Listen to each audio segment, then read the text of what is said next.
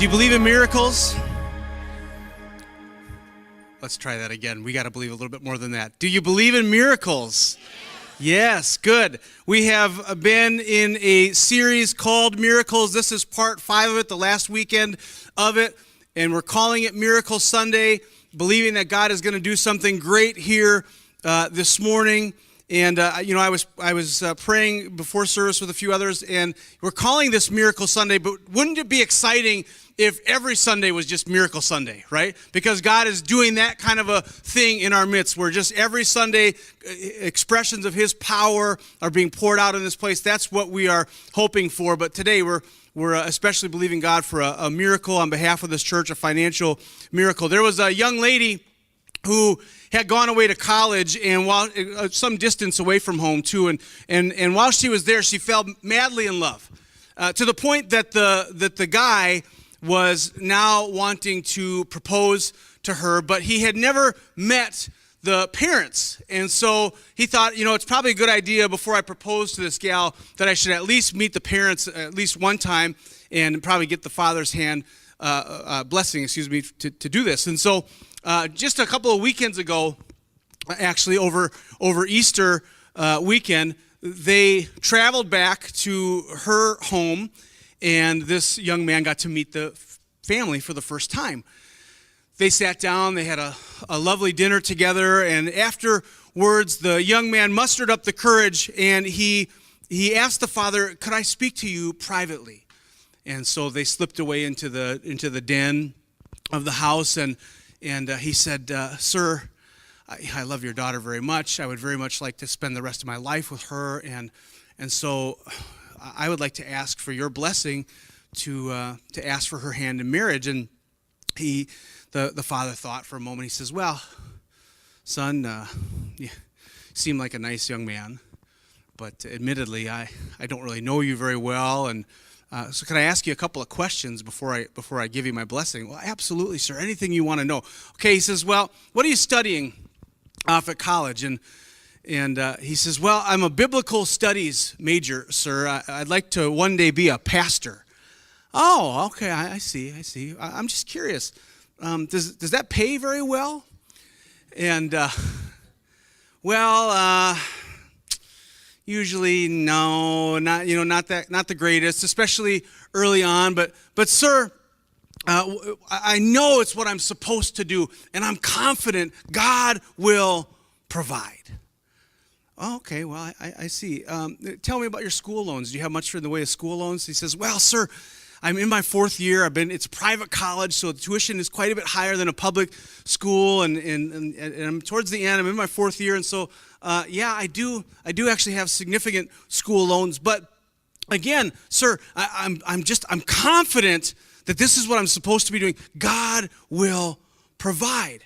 "Oh, all right. Well, what about an engagement ring?" the father says. "As you know, my daughter has some pretty extravagant tastes, and how are you gonna afford the beautiful ring that my daughter deserves?" And, "Well, sir, I'm a man of faith. I just know God will provide." In fact, everything that the father continued to ask this young man about, whether it was providing a roof over his daughter's head or providing for grandchildren one day, the answer was always the same: God will provide. Later that night, the father was laying in bed reading, and his wife came in. "Honey, how did the man-to-man talk go?" "Oh, it was all right," he said. "Honestly, I'm not too sure about this guy." "Well, what do you mean? He seemed like a lovely young man. What is there to not be sure about?" And he says, "Well, dear, he's got no job. He's got no plans, and he thinks I'm God." God will provide. On this final weekend of our miracle series, this Miracle Sunday, God will provide. While perhaps this father didn't think too much of this young man's faith, that statement, "God will provide," it isn't just a nice Christian thing that we say. It's not just this, quote unquote little cop-out kind of statement that Christians use as a part of, well, we just don't really know what else to say. So, well, but God will provide. That statement, as we're going to see this morning, it's so much more than that. It's a part of the very fiber of who God is. It's a part of his character. It's who he is. God is a provider. And oftentimes that provision comes in miraculous ways. Let's go to God's word this morning. Genesis 22. We're going to look at the life of Abraham this morning, probably one of the better known accounts in Scripture that we're going to dig into. Genesis 22 says there, sometime later, God tested Abraham.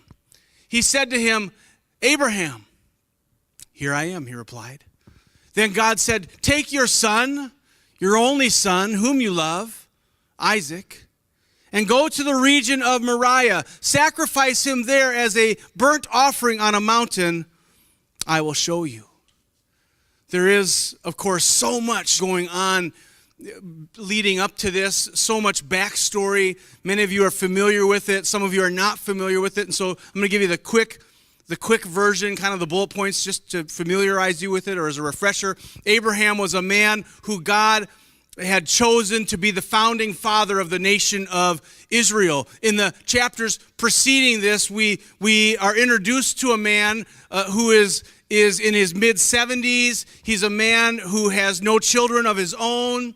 He's a man who God has directed to leave his homeland and to travel to a distant land and establish a new homeland that would one day become the nation of Israel. Along the way on this journey, God begins to speak to Abraham, and he begins to tell him things like, one day your descendants are going to be more numerous than the stars in the sky. Your descendants are going to outnumber the sand on the seashore.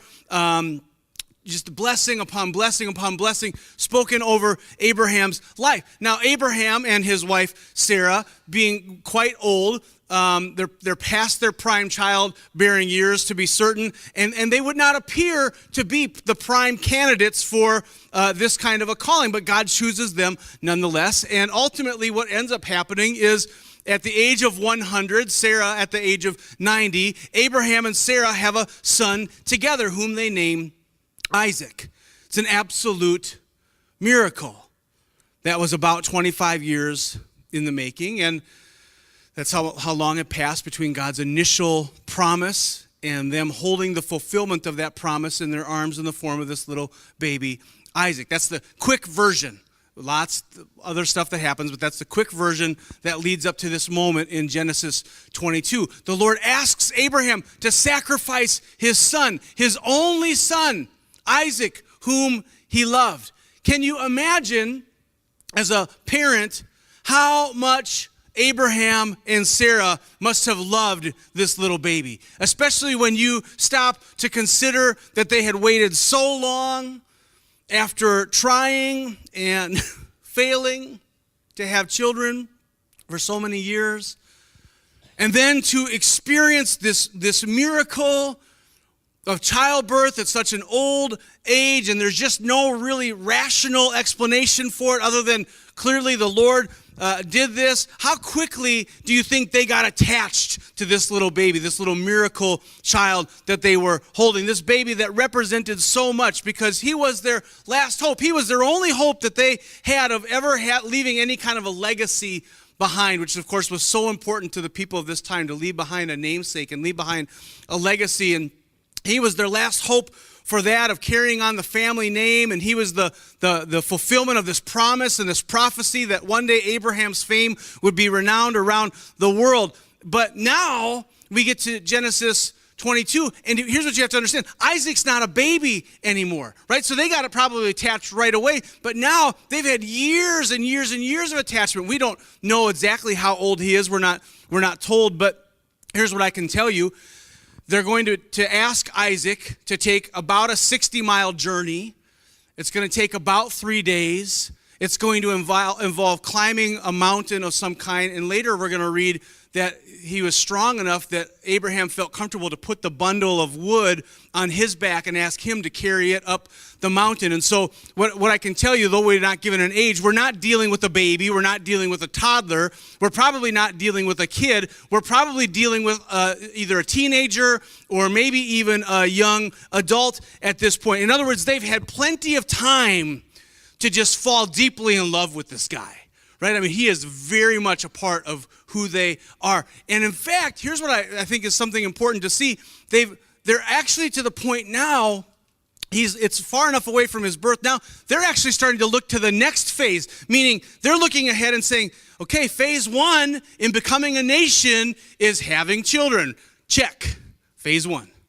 But now, he's a teenager, he's a young adult, and those thoughts, as a parent, are starting to go through their mind. And they're starting to look and they're thinking, honey, it's only going to be a couple more years. And Isaac's going to get married and then grandbabies, right? You've had those thoughts if you're parents of like teenagers or young adults, right? You're like, oh my goodness, my child is driving now. It's just a matter of time. They're going to leave and they're going to go to college and then they're going to get married and then they're going to have grandkids. And right, it's kind of what parents do. And so they can see phase 1 is complete. Phase 2 is on the near horizon. They can begin to see how this promise that Abraham's been given is actually going to play out. And then Abraham's phone rings. Abraham, it's God. We need to talk. We have depicted here the very nature, the very definition of the word sacrifice. Sacrifice, I would say that in our culture is a word that has gotten very watered down, I think. I think we tend to throw that word around very casually sometimes, and we tend to label things that don't really cost us much as a sacrifice. We think it's a sacrifice if we go to McDonald's and we get the cheeseburger but not the fries. It's like, well, I really sacrificed because I held back. That really cost me something. That's not sacrifice, okay? In Abraham's time, and really throughout the Old Testament, there was an understanding. Sacrifice came at a great cost. We see a glimpse of it in the story of Cain and Abel. Genesis chapter 4 says, now Abel kept flocks and Cain worked the soil. In the course of time, Cain brought some of the fruits of the soil as an offering to the Lord. And Abel also brought an offering, fat portions from some of the firstborn of his flock. The Lord looked with favor on Abel and his offering, but on Cain and his offering he did not look with favor. Both brothers brought an offering, but really it's only Abel that made a sacrifice, right? What's sort of intimated here is that Cain looked at his fruits and his vegetables, and maybe he picked out some of the smaller ones, maybe he picked out some of the rotten ones, or some of the ones that weren't going to be eaten. They were just extra or leftover, and that was presented as the sacrifice. But that Abel, he provided the fat portions, the best portions of the firstborn of his flock. It was truly a sacrifice that was given rather than just giving some of, as his brother Cain did. Abraham is being asked to make a sacrifice. And God basically spells it out for him. He says, I'm going to ask from you the thing that you love most. That's what I'm going to require of you. The very thing that you love most is what I'm going to ask you to sacrifice this morning. In a few minutes, we're going to ask some of the families in this church to sacrifice. We're going to ask some of you to give sacrificially towards this miracle offering that we need to raise in order to purchase this building. And we've been asking you for the last month or so to be praying about that and asking the Lord what he wants you to do. And some of you, what God is asking you to do is going to stretch you, or what he's going to ask you to do is going to stretch you. And the amount that God places in your heart may represent something that you love. But a couple of examples. Maybe somebody here saving up for a new boat.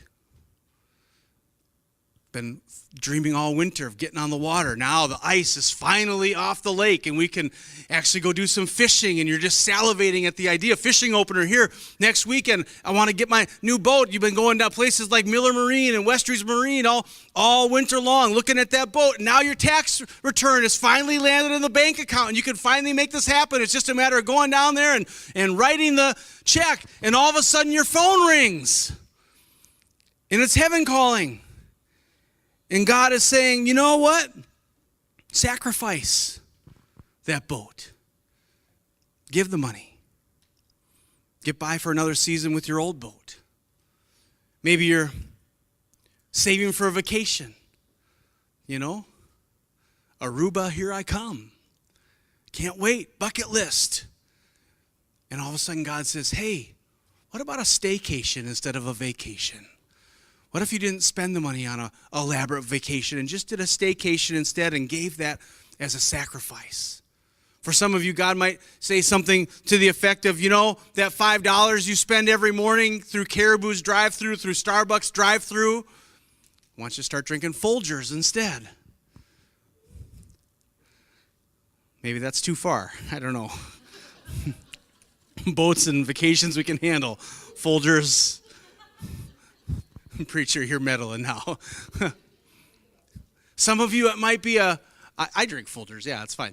Some of you, it's like maybe the nudge God's giving is to cut the cord of your cable, or maybe it's that he wants you to bike to work this summer and save that money that you'd invest in gas money and contribute that. I don't know what kind of a sacrifice God is asking from you, but what I do know is this, that sacrifice, by definition, it usually hurts a little.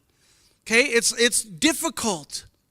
2 Samuel chapter 24, King David has an interesting encounter.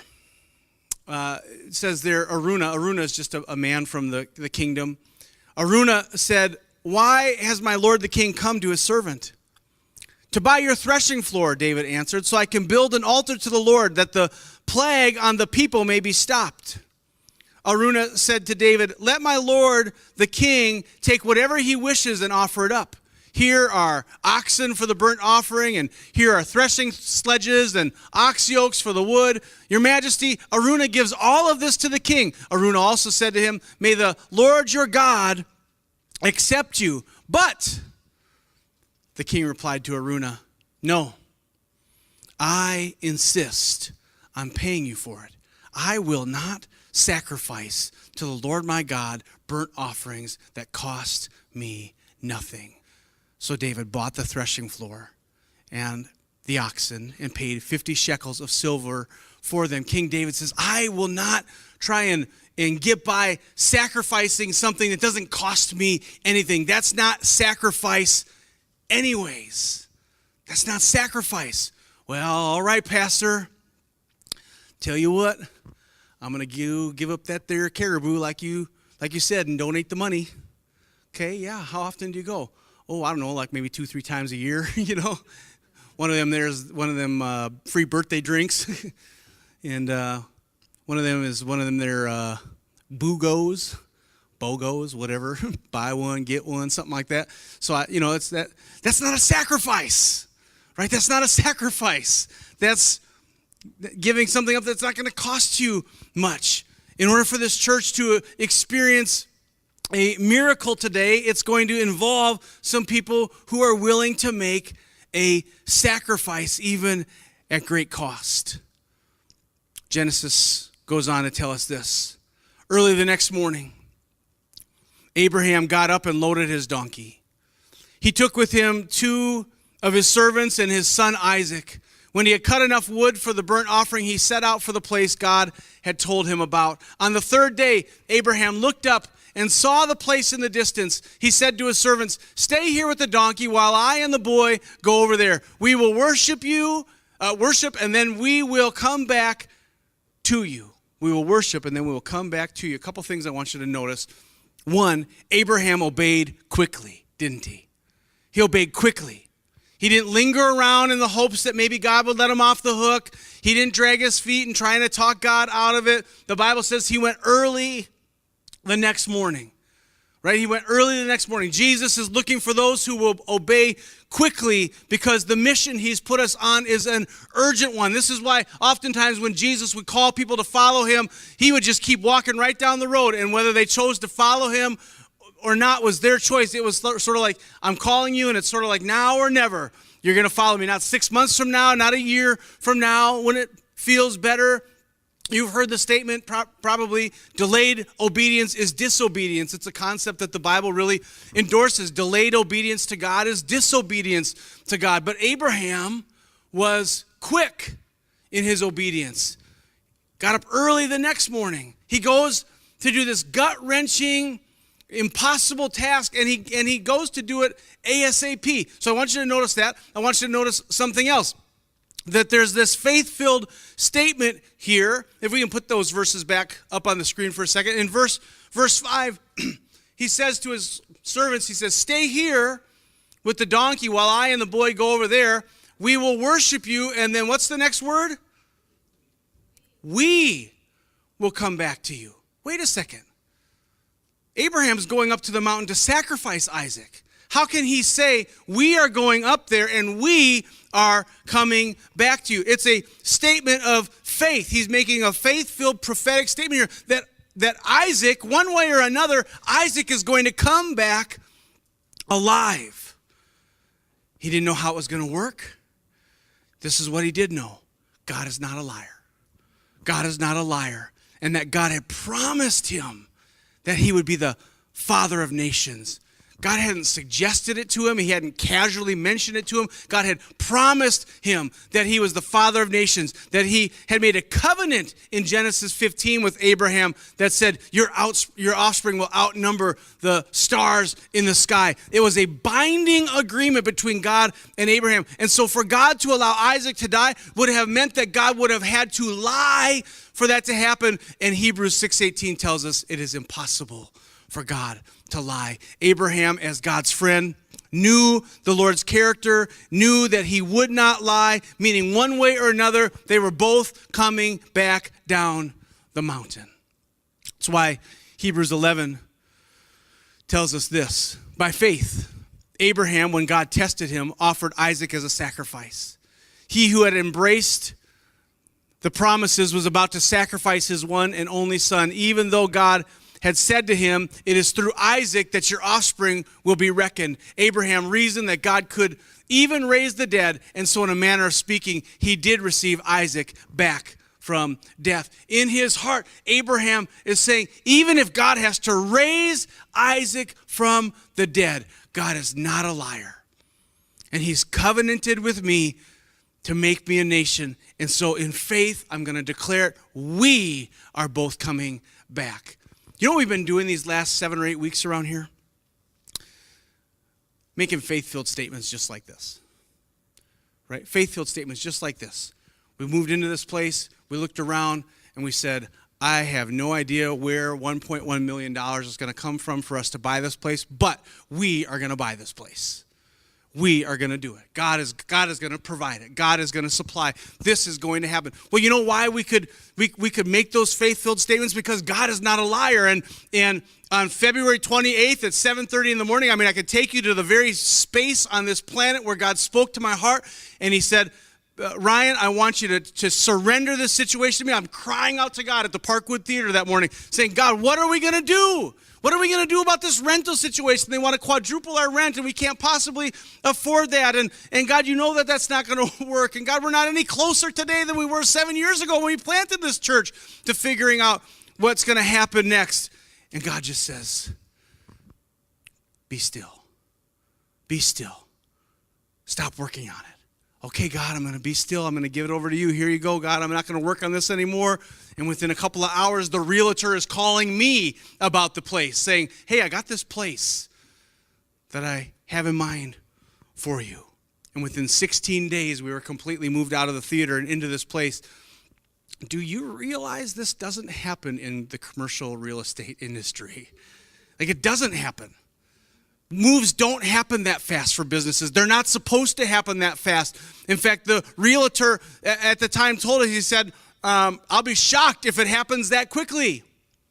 But it did. It did happen that quickly. Why?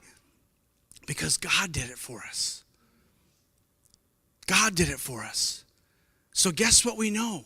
God is not a liar. And that means God is not going to have brought us this far along to yank the rug out from underneath us. Right? That's not his character. That's not his character. We know the character of our God, as Abraham knew the character of God. And so we can make those faith-filled statements that say, you know what? We're going to go over there to worship, and we, both of us, are coming back down this mountain. Verse 6. Abraham took the wood for the burnt offering and placed it on his son Isaac. And he himself carried the fire, and the knife. As the two of them went on together, Isaac spoke up and said to his father, Abraham, "Father." "Yes, my son," Abraham replied. The fire and wood are here. But I'm just a little bit curious. Where's the lamb for the burnt offering? Abraham answered, "God himself will provide the lamb for the burnt offering, my son." And the two of them went on together. God himself will provide the lamb.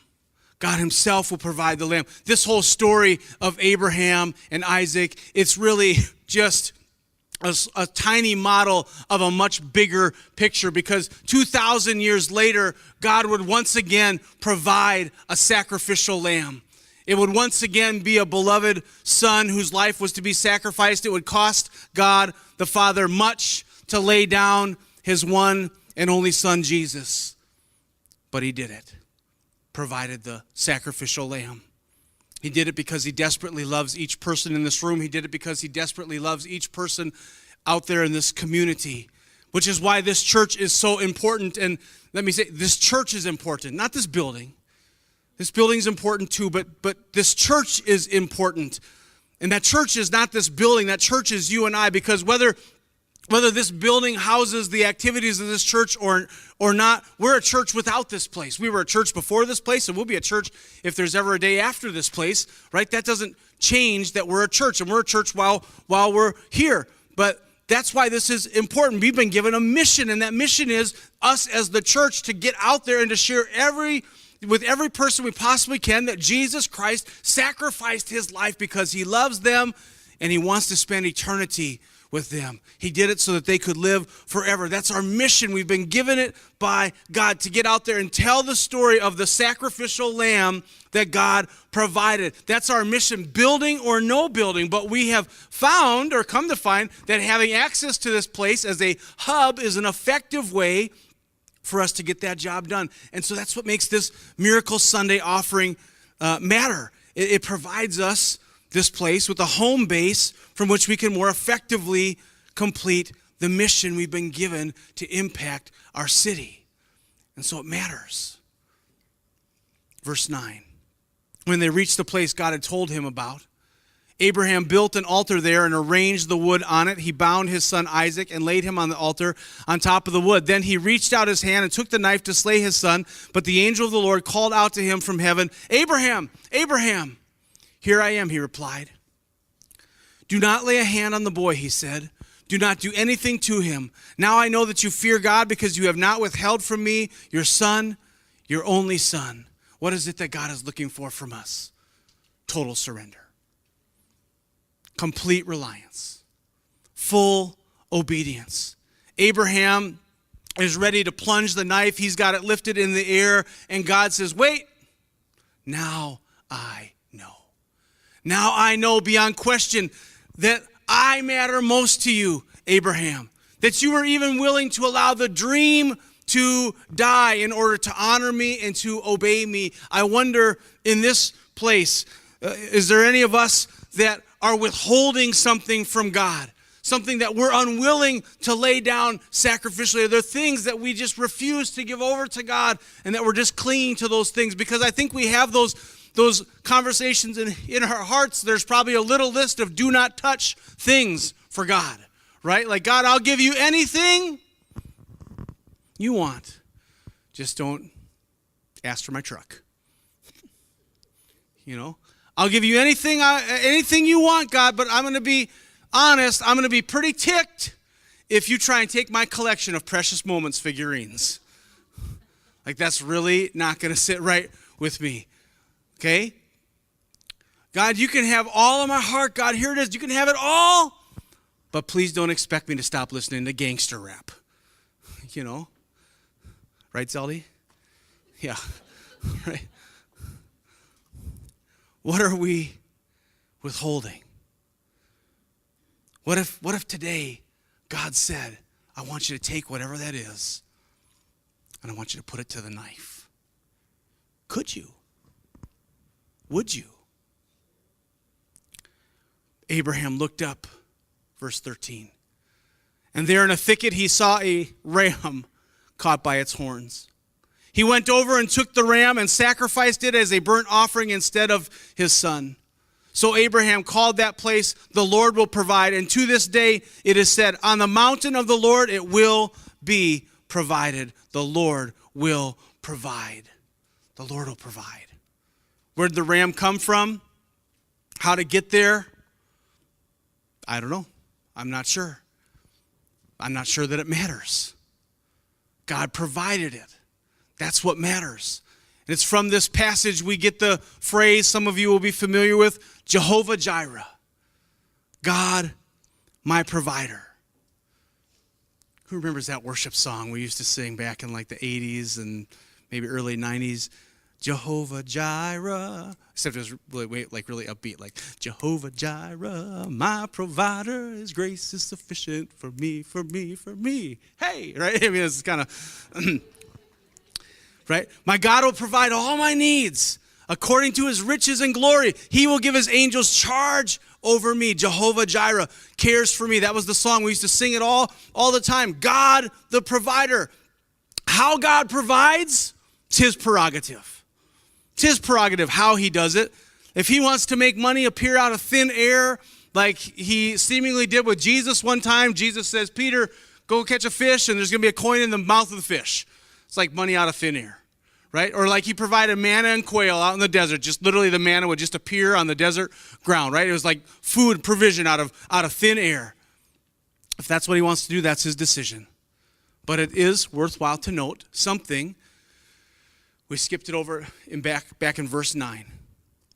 Back in verse 9 it says this. When they reached the place that God had told him about. Easy phrase to skip over. When they reached the place God had told him about. I get the impression that somehow along the way God had showed Abraham exactly the spot he was supposed to go to. Right? He just placed it in his mind or told him what that spot was so that when he got there he knew this is the place. Right? He had shown it to Abraham. This is the place. Isn't it interesting? It turned out that the very thing he was going to need was waiting for him in the place that he followed the Lord to. Could I suggest to us the same idea would apply to each one of us individually and to us collectively? That if we'll just follow God to where he leads us to, there will be things waiting for us there when we get there that are going to provide the needs that we have. Obedience to God opens the door to provision from God. We cannot expect God's provision if we're unwilling to walk in obedience to him. One story that I'll tell as quickly as I can, and then we're going to be a part of a financial miracle. Some of you are familiar with this. You've heard me share this before, but this is like one of my favorite stories from our married life. Back in 2010, October of 2010, we were in the planning phase of preparing to start this church at the movie theater. And during that time, the Lord began to speak to both Crystal and I about the idea that we should move from our house on the south side of St. Cloud over to Waite Park. And at this point in time, we were not collecting any income whatsoever. We were just living off of what little we had saved. We had 5 kids. We didn't really know when the church would be able to start paying us or giving us any kind of an income. Nothing was assured at that point in time, and yet God was telling us to move. During that time, we had been going to some different churches around the area. We'd go to a different church every Sunday because we just wanted to glean whatever we could learn before planting this church, finding out what was working, what wasn't working. And so that morning, we had decided we were going to go to Westwood Church. I got up that morning. I was out taking the dog for a walk. I didn't make it more than just a couple of feet down the sidewalk when I felt a strong tug from the Lord to go home and search out open houses that were happening that morning. And so I just, it was so strong. I just was like, okay, well, I did. And I don't remember what I searched or how I went about it, but I opened up my computer, did some kind of a search, and the first house that came up, my eye just went directly to it. Began to look at it a little bit more and was just drawn to it and began to sense that this was going to be our future home. I went and found my wife. She was getting kids ready for church, and which is probably what I should have been helping her do also. But I went and found her, and I said, honey, I think I might have just found us our future home. But the list price was well outside of our income range, especially since we had no income. That's usually a nice thing to have in place. And so, nonetheless, we said, well, okay, let's go to the open house. Can't hurt to go to the open house. And I noticed when I was looking at it that I happened to know the realtor just a little bit. Her daughter and I had gone to college together and had given her daughter a ride home a time or two. And so I just met her just very briefly, but knew who she was. And so we went to Westwood Church that morning. As we walked in, we were there in the lobby, and I looked across if you've ever been there, they have a large lobby, looked across the large lobby, and who is at Westwood Church completely unexpectedly, but Linda, the realtor that's going to be showing this house later on that day. I said, Crystal, see that woman over there? That's Linda. We're going to that house for the open house later. That's kind of crazy. We've never been to Westwood Church before. I didn't even know she went to Westwood Church. I thought she went to First Assembly of God, and here she is. This is kind of crazy. I said, now we have to go to the open house because, God, what are you doing? And so after church, we went, toured the home, fell in love with it right away. It was going to be perfect for us. Got to chat with Linda, and she says to us, well, listen, she vaguely remembered who I was, not well at all, but she says, listen, I'm selling this house for my brother. I'm doing it as a favor to him. And so I can tell you that he's a believer. He would love the idea of selling this house to a pastor. He would just think that is like the coolest thing ever. He'll be so excited when I tell him that a pastor came through this open house today. We fell in love with the house. But we looked at the price tag, and it was so far out of our price range. We just knew there's no way. God, if you don't do a miracle, there's no way. The very next day, I was at the St. Cloud Library, up in the back corner of the upper level, just working on some exciting stuff like church bylaws or something like that. It was just really a great day. And as I'm working, I look up, and who should come walking along, but you probably guessed it, Linda. I said, Linda, what are you doing here? She says, what am I doing here? She says, I don't know what I'm doing here, but here's what I can tell you. I haven't been to this library in months and months and months, and out of the blue, my elderly father asked me today, would you take me to the library? And so here I am, and he's looking at books, and I just started wandering around, and here you are. She says, Ryan, I got to tell you, I called my brother after the open house, and when I told him that you were the only ones that walked through. When I told him a pastor is interested, he is so excited about the idea of selling his house to you. He wants to sell it. He's willing to work with you and do whatever he can to make this happen. So we just started hanging our hat on that promise. This guy's going to do whatever he can to help us out. And so we listed our house on the south side. We said, okay, God, we're going to take this step of faith. Now, here's the thing. Even if we got full asking price for our current home, we weren't going to have even close to enough to meet the price demands of this new home. And so it's like, okay, Lord, you're going to have to do something here. I don't know how this is going to work out, but we sense your fingerprints are on this. And so 5 or 6 months pass. Our house isn't selling. The house in Wake Park isn't selling. They keep lowering the price. $10,000 here, $10,000 there. Finally, April of 2011, we get the call. You have an interested buyer. Your house is going to sell. It was a reasonable enough offer, and so we said, all right, we agree. We'll sell it. Okay, now we've got to make an offer on this other house. Oh, man. It's still so much money. It's so far outside of our price range. What are we going to do? Crystal says, here's what we should do. Let's make the best offer. Let's give them right up front our very best offer that we possibly can. And so that's what we did. We gave them our best offer, which was still like $50,000 short of the asking price. And we're thinking, there's no way they're going to say yes. And sure enough, the answer comes back, no. And that's the end of the story. No, no. No. The answer comes back, no. I'm sorry. That's just not enough. And could you even raise it $5,000? I said, no. I said, honestly, legitimately, we've given you our very best offer. The money's not there. We can't go beyond this. Bummer. House of our dreams, slipping through our fingers until the next day, Linda calls and says, guess what? They had a family meeting last night. And my brother and my niece got to talking. And my niece looked at my brother and said, Dad, we have been so blessed. We have been so blessed. We need to do this for this pastor and his family. We need to give him the house at that asking price. They've accepted your offer. I can't believe it, but they've accepted your offer.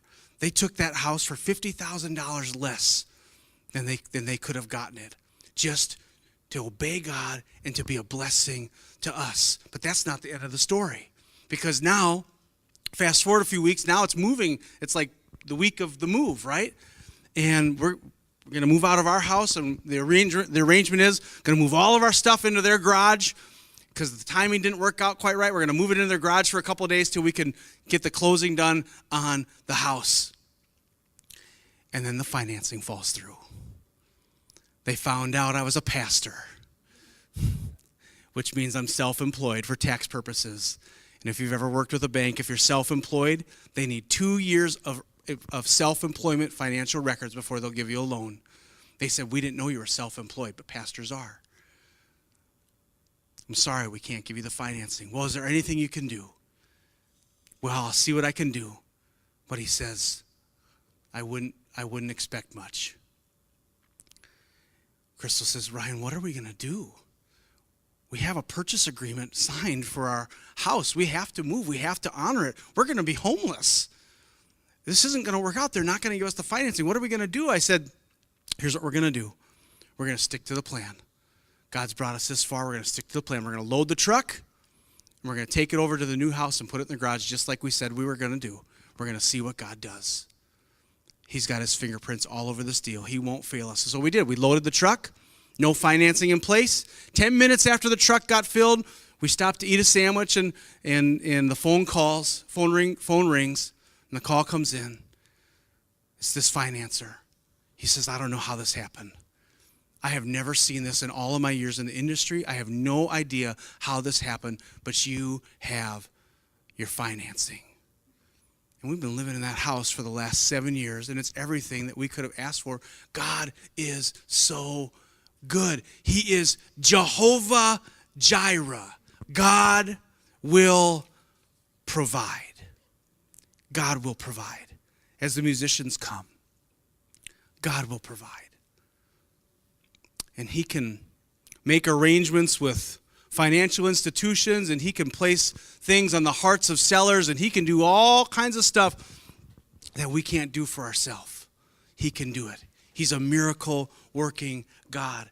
I've seen it firsthand, but it starts with obedience, following him to the place that he's leading and saying, okay, God, I trust that when we get there, you're going to provide. You're going to take care of our needs. It's exactly what we're doing as a church. We followed him to this place that we have sensed so clearly he's been leading. And now we're saying, God, we need you to provide. We need you to provide. And so this morning we're going to take a miracle offering. And we're believing in faith that God is going to be the one that's going to do it.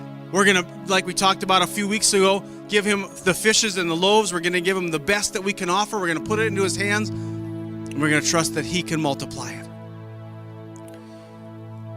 Inside of your program this morning, you should have received these two items. One is in there. What's going on here? One is in there every week. It's an offering envelope. One is in there just for this week. It's a pledge card. So here's how this is going to work. In just a moment, we're going to take an offering. Some of you have been praying all month long. I feel like I'm breaking things. You've been praying all month long, and you know what God has asked you to do. You've got a number. He's placed it in your heart. Maybe you've wrestled over that. Maybe it's a number that's stretching you. It's going to feel sacrificial, but that's the number, and you know what it is, and you've talked to your spouse about it, and you've come this morning ready to give because you knew it was Miracle Sunday. If that's you, you can use this. Okay? You can just use this, or you can use our online. Maybe we could put our online giving information up on the screen as well this morning. I think maybe, I don't know if we included that or not. You can give online, or you can give it in this envelope. Some of you, you're here, you're saying, you know what? I didn't come quite ready, prepared to give, but I want to be a part of this. That's where the pledge card comes in. And this is your way of saying, you know what? I'm not ready to do it today, but I want to be a part of this. And it's pretty self-explanatory. You just fill out your information, and then it just says right there, I pledge to give X amount over the next year, and then you can mark if you want to do it one-time gift or weekly or monthly or quarterly. I'll leave that up to you. Either one of those things is a tool that you can use this morning to participate in this miracle offering. We are believing that God knows what we need. He knows this is what it's going to take for us to be into this building. We've shared these numbers with you before. We're going to have to come to a bank with at least $220,000 in our hands. Of course, there's another scenario where we just come to the seller of this building with $1.1 million in our hands and just say, here you go. We buy it free and clear and don't even need to use the bank. That's another scenario. God can do that, or something in between. Before we take this offering, though, I wonder, anybody in this room that would say, you know what, Pastor, I'm in a spot in my life where I could use some miracle provision as well. I could use some miracle financial provision over my life. I'm struggling, and this is not like we're not wondering why you're struggling. Just I need some miracle financial provision, and that's all you need to do. You just raise your hand. I'm not going to call you for it or anything like that. I just want to pray for you if that's you this morning. Just wait a moment. If there's anybody say that's me. Awesome. Thank you. Thank you. Let's pray over this offering. Let's pray over these households that are saying there's a need. Lord, right now, we thank you that you are a miracle working God. We have seen it over and over and over again these 5 weeks as we've preached through this series. God, your provision, your miracles of healing, your miracles of restoration. God, you're a miracle worker. You specialize in it. God, that you are the mover of mountains. No matter how big they are, you can do it. The same God that breathed the stars into existence can move any mountain we're facing. God, for my friends that raised a hand, they're saying there's a financial miracle that they need some provision. God, I pray that just as Abraham, in obedience, followed the Lord to the place that you led, and Lord, when he got there, you provided in the same way, God, as we follow you with our finances and doing things the way you've instructed us to do them and going the way you've called us to go, God, that you are going to provide, miraculously provide for each of those situations. God, you know all the details of those needs, and so we trust their lives to you. And God, now for the need of this church as well, we ask in faith, Lord, would you use this offering and the offering from our first service this morning, God, to miraculously meet the financial need of this church. God, you've called us to this place, and so in faith, as Abraham said to his servants, we're both going up the mountain and we're both coming back down. In faith, God, we're saying this, Lord, you've brought us to this point. Now, would you help us pay for it? We believe in faith you're going to help us pay for it. You're going to take care of the need. You're going to multiply the things we put into your hands and use it for your glory. And God, I pray that you would richly bless each person who participates this morning. God, as they sacrificially give, God, I know it's going to hurt and stretch them, but God, you're going to use it to bless them as well. Thank you, Father. In Jesus' name.